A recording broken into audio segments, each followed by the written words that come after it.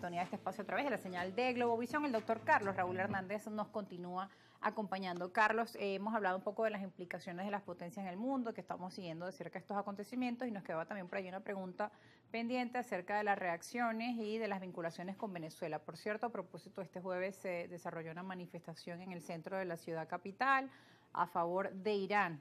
Movilización por la paz. Y dentro de esta movilización, los líderes del Ejecutivo pues estaban allí presentes apoyando a la revolución islámica del país persa. Bueno, yo también lo que he visto con mucha preocupación es que figuras políticas, particularmente figuras políticas de la oposición, o de eso que se llamaba la oposición. O de la oposición extremista, ya no como existe, ustedes han mencionado. Esa oposición que ya no existe, pero que de todas maneras tiene todavía algún peso específico en la opinión pública. Bueno, en el extremo absolutamente asombroso y degradante de pedir algo así como aprovechemos que hay un conflicto en el Medio Oriente para que Trump invada Venezuela, porque el Estado venezolano es amigo de los ayatolás. Mira, eso me pareció a mí una cosa tan absolutamente asombrosa y denigrante para quien lo hace, para quien lo dice. Es decir, uno no puede llegar a esos extremos de auto irrespeto como llegó esa señora cuando hizo esa declaración. Sobre todo porque es una declaración que viene acompañada de otras muchas declaraciones sumamente canallas. Por ejemplo, eso que dicen constantemente, que Venezuela es un narcoestado. Mira, yo lo he dicho varias veces, en la DEA se deben reír a carcajadas de la politiquería de quien dice eso. Venezuela, según los últimos estudios que yo he visto de la DEA, bueno, primero que el 80% de la droga, de la cocaína que se consume en el mundo sale... De Colombia. No, sale por el Pacífico y es proveniente y sale por la vía de Colombia, Ecuador y Perú. El 80%. En el resto del 20% quedan los demás países de América Latina, de Hispanoamérica, y Venezuela es un sitio de tránsito marginal, con el 2 o el 3%. Entonces hay que ser demasiado canalla para atentar contra el gentilicio venezolano, para hablar mal de los venezolanos y hacernos ver como un estado narcotraficante. Además, una cosa que la pagan todos los venezolanos cuando llegan a cualquier aeropuerto del mundo y enseñan el pasaporte. O sea, uno no puede permitir que el odio le ciegue la posibilidad de ver la política, como la política es ¿quién en algún momento va a aceptar que una persona que denigró del sentimiento venezolano, de la venezolanidad, que nos inculpó de cosas absolutamente falsas como ser un país narcotraficante, tenga aspiraciones de dirigir el país? Eso está vetado desde el punto de vista lógico, eso no es posible, eso no va a ocurrir nunca. Bueno, y la cantidad de otras cosas que dicen, el maltrato hacia los inmigrantes. También apoyan el maltrato contra los inmigrantes venezolanos, que se ha demostrado que apenas el 0.2% de los venezolanos que viven en Estados Unidos ha cometido algún delito. Y ese grupo de la oposición más degenerada ha apoyado la persecución contra los venezolanos en Estados Unidos. Bueno, Carlos, y ese es otro gran tema que hoy preocupa a los venezolanos y los latinos en Estados Unidos. Todo lo que está ocurriendo con los migrantes, con sus permisos, con los trabajos, los que tienen TPS. Claro, y entonces el horror es que una persona que pretenda dirigir a los venezolanos se permita ser copartícipe de semejantes canalladas globales. Eso no hay manera de entenderlo de ninguna manera, no hay ninguna forma.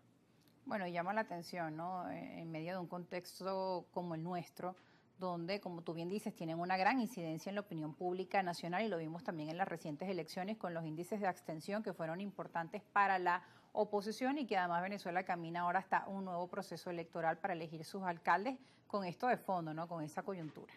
Bueno, no, y además que ya exterminaron, con el llamado a la abstención, exterminaron a la oposición. Ese es el resultado que les queda a los abstencionistas. Ahora no existen gobernadores salvo uno, los diputados son un grupito. Además, una cosa que a mí me pareció muy curiosa, el gobierno conspirando para que hubiera diputados de oposición. Es decir, yo me imagino, esos que dicen que esta es una dictadura terrible, yo me imagino a Fidel Castro, por ejemplo, tratando de que, empujando para que la oposición cubana llegara a un organismo representativo. Es decir, son cosas que desgraciadamente son demasiado infelices y demasiado mediocres los que hacen esos análisis que los llevan a hacer declaraciones de ese tipo. Ahora, se presentaron postulaciones de personas muy respetadas de la oposición para ese proceso electoral de diputados, para esas legislativas, y fueron también criticados duramente por ese sector opositor, califiquémoslo extremista, o que no comulga con la participación luego del 28 de julio y una serie de dudas, pero hay quienes sostienen la tesis que aún en medio de un escenario como ese, de dudas, pues la intención era llamar a la población a seguir participando e incluso luchar por si no le parece el resultado, seguir emitiendo pues a través de los mecanismos correspondientes su participación ciudadana o su descontento. Yo digo como Mr. Smith en la película en Matrix, sí, pero refiriéndose a otra cosa, ¿no? Los abstencionistas no son oposición, son un virus. Es un virus, eso es un virus maligno. Y ese virus maligno logró acabar con la oposición venezolana por un tiempo indeterminado hasta que no haya otra cosa y se haya extinguido de la gente la memoria de ese grupo.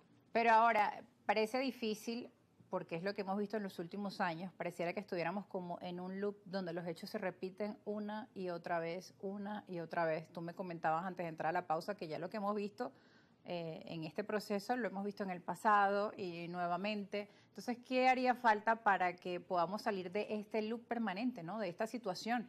Y es una situación que pasa así en lo económico, en lo político, porque todo se interrelaciona. Bueno, como decían los argentinos en el año 2000, que se vayan todos. Es decir, esta oposición necesita un curetaje, una cura a fondo, con mertiolate, alcohol, con puntos de sutura, porque este liderazgo que hemos tenido ha fracasado por espacio de 25 años. Eso es inconcebible en ninguna empresa. Que tú tengas un ejecutivo o un director que fracase por 25 años y lo mantengan ahí.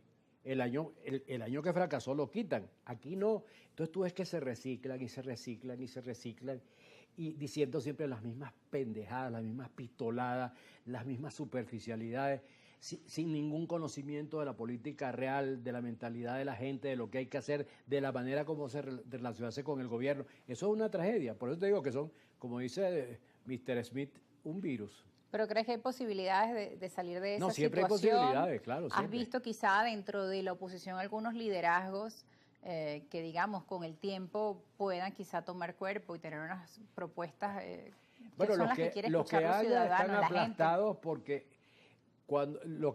yo he visto gente a la que le veía muchas posibilidades de desarrollo, ¿no? Y de repente se insertan y se convierten en adláteres de alguno de esos pobres diablos y terminan arrastradas por el pobre diablismo al infierno. O incluso muchos son, pues la verdad, criticados de mala forma por mismos opositores, cosa que no ocurre quizá dentro de otros países, ¿no? Que la misma oposición ataque tan duro, no tanto a los dirigentes del gobierno, sino a la misma oposición. Es que no es oposición, es un virus. Tenemos que ir a la pausa, ya volvemos.